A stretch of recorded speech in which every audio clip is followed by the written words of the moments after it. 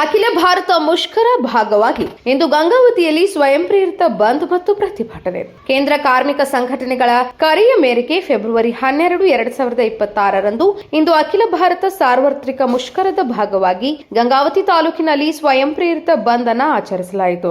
ಕಾರ್ಮಿಕ, ರೈತ, ಕೂಲಿಕಾರ, ಅಂಗನವಾಡಿ, ಬಿಸಿ ಊಟ, ಆಟೋ ಚಾಲಕರು, ಲಾರಿ ಚಾಲಕರು ಮತ್ತು ವಿದ್ಯಾರ್ಥಿ ಸಂಘಟನೆಗಳು ಇಂದು ಗಂಗಾವತಿಯಲ್ಲಿ ಮುಷ್ಕರಕ್ಕೆ ಮತ್ತು ಬೃಹತ್ ಹೋರಾಟವನ್ನ ಮಾಡಿ ಹಲವು ಬೇಡಿಕೆಗಳ ಈಡೇರಿಕೆಗಾಗಿ ಕೇಂದ್ರ ಮತ್ತು ರಾಜ್ಯ ಸರ್ಕಾರಕ್ಕೆ ಒತ್ತಾಯಿಸಲಾಯಿತು. 4 ಕಾರ್ಮಿಕ ಸಂಹಿತೆಗಳನ್ನ ಅಂದ್ರೆ ಲೇಬರ್ ಕೋಡ್ಗಳು ತಕ್ಷಣ ಹಿಂಪಡೆಯಬೇಕು.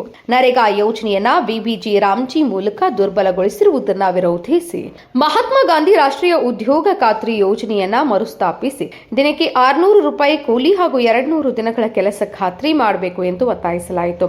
ಇದಲ್ಲದೆ ವಿದ್ಯುತ್ ತಿದ್ದುಪಡಿ ಕಾಯ್ದೆ, ವಿಮಾ ಕಾಯ್ದೆ, ಬೀಜ ಕಾಯ್ದೆ ಹಾಗೂ ಭೂ ಸ್ವಾಧೀನ ಕಾಯ್ದೆಗಳನ್ನು ರದ್ದುಗೊಳಿಸಬೇಕು. ಕರ್ನಾಟಕ ರಾಜ್ಯ ಸರ್ಕಾರ ಲೇಬರ್ ಕೋಡ್ಗಳಿಗೆ ನಿಯಮಾವಳಿ ರೂಪಿಸದೆ ಎಲ್ಲಾ ಜನ ವಿರೋಧಿ ಮಸೂದೆಗಳನ್ನು ಹಿಂಪಡೆಯಬೇಕು. ಕನಿಷ್ಠ ವೇತನ 41,000 ಪರಿಷ್ಕರಣೆ ಜಾರಿಗೊಳಿಸಬೇಕು ಎಂಬ ಬೇಡಿಕೆಯು ಮುಂಚೂಣಿಗೆ ಅಧ್ಯಕ್ಷರು ಮುತ್ತನ್ನ, ಆಟೋ ಚಾಲಕರು, ಲಾರಿ ಚಾಲಕರು, ಅಂಗನವಾಡಿ ನೌಕರರು, ಬಿಸಿಯೂಟ ನೌಕರರು, ಹಮಾಲಿ ಕಾರ್ಮಿಕರು, ಕಟ್ಟಡ ಕಾರ್ಮಿಕರು, ಮುಖಂಡರುಗಳು ಎಲ್ಲರೂ ಸೇರಿ ಪ್ರತಿಭಟನೆಯನ್ನ ನಡೆಸಿದ್ರು. ಈ ಸಂದರ್ಭದಲ್ಲಿ ಇವರೆಲ್ಲರೂ ಉಪಸ್ಥಿತರಿದ್ದರು.